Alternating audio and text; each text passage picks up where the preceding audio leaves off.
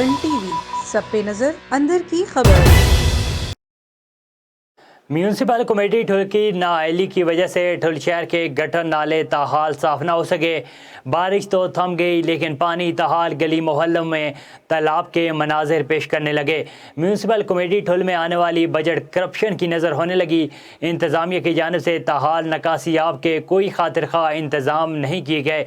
Municipal committee में करोड़ों रुपए की बजट होने के बावजूद नाइल अफसर की नाअहली की वजह से शहर में सफाई अमले के सिर्फ 2 मुलाजिम बाल्टियों से पानी निकाल रहे हैं।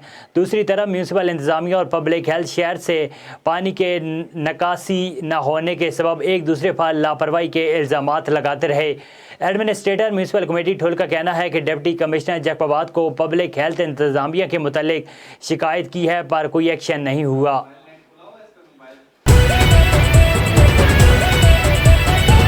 A1 टीवी, सब पे नजर, अंदर की खबर।